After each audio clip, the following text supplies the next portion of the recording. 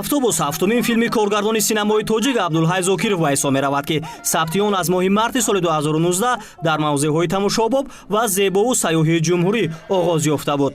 пас аз сабти филм марҳилаи бандобаст ва тадвину дигар корҳои ҷузъии он ҷараён дошт, ки гурӯҳи эҷодӣ дастҷамона дар офаридани он ва рушди синамои миллӣ дар даврони истиқлолияти давлатӣ саҳми арзандаи хешро гузоштанд.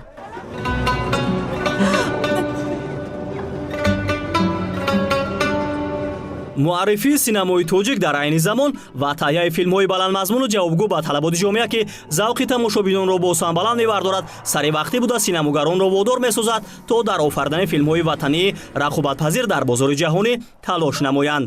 коргардони филми автобус Абдулҳай Зокиров мегӯяд, филм бо махсусияти хос, диду назар ва усулҳои нави филмофарӣ рӯи пардаи синамо омадааст, ки зимни тамошояш шоҳиди он хоҳед гашт.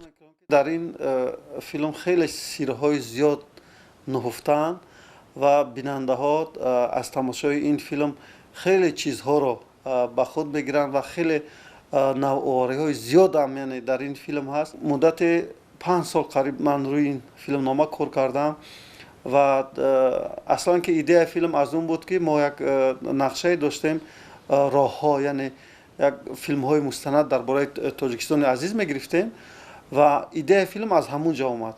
филми мазкур дар жанри саргузашти ҳаҷвӣ таҳия шуда, бештари саҳнаҳои онро ҳазлу воқеаҳои ҳайратовар фаро гирифтааст, ки дар иҷрои ҳунармандони ҷумҳурӣ ба тасвир омаданд.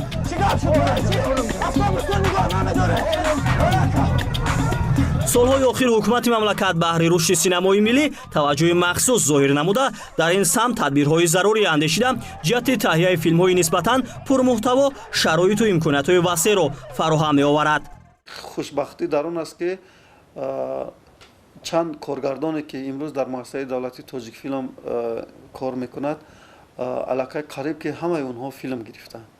яъне ки пеш аз ҳама ҳамин рушди кино буд, ки тавонистанд ҳама коргардонҳо филм гиранд ва аз ҷумла худи ман ҳам. ва фикр мекунам, ки дар таърихи ҳам кинои тоҷик, ҳам дар таърихи муассисаи давлати тоҷикфилм, ҳам дар таърихи зиндагиномаи худи ман ҳам, ки яъне 2019 ба 20 дар анамин рушд ки тавонистам анамин филми автобусро гирам ва фикр мекунам, ки як филми мондагоре хоҳад шуд, як филми хеле писандидаи барои бинандаам хоҳад шуд. ролики таблиғотии филми мазкур чанд ҳафта пеш дар шабакаҳои интернетӣ интишор ёфта буд, ки шумораи тамошобинони он рӯз ба рӯз меафзояд ва дар зери он бинандаҳо фикру андешаҳои худро баён доштаанд.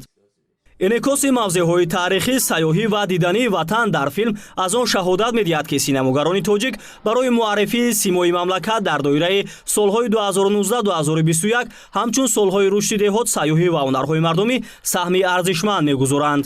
вақте ки мо як гурӯҳ яъне сайёҳҳо қатъи вохӯрӣ доштем ва гуфтем, ки шумо тоҷикистонро чӣ гуна пайдо кардед, омадед ба Тоҷикистон?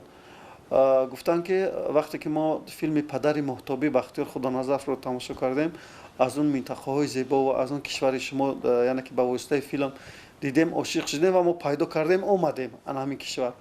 ва фикр мекунам, ки инам ҳамун мешавад. вақте ки бигзор ки филми мо берун аз Тоҷикистон ҳам ба намоиш гузошта шавад ва дар фестивалҳои байналмилалӣ ҳам иштирок кунем, ва фикр мекунам, ки ана ҳамун бинандае ки ин филмро тамошо мекунад, ҳатман ки дар пеши худ нақша мегузорад, ки бояд аз ин минтақаи зебои дунё, яъне ки Тоҷикистони азиз дидан бояд кунад. дар доираи барномаи рушди кинои тоҷик таҳия шудани филм аз эҳсоси баланди ватандӯстии синамогарони ватанӣ дарак дода, аз ин бар меояд, ки ҳар як синамогари кишвар қабули барномаи рушди киноро амиқан дарк кардааст.